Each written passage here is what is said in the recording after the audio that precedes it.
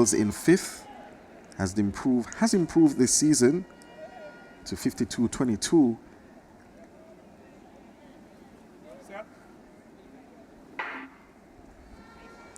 So the second heat off and running. Conservative start from McLean of Jamaica. Going well is Faith Eatman of the US Virgin Islands, and on the outside from the British Virgin Islands, Keisha Creek. And now McLean begins to motor down the backstretch.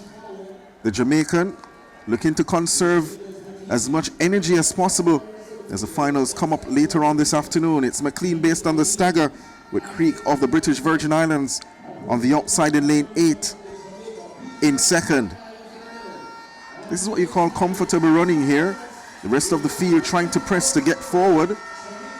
But it's McLean of Jamaica who is comfortably here in front. The battle for the second automatic spot. Petering out with Creek of the British Virgin Islands getting it. 54.94 the flash time for McLean. Job done. So that's 55.0.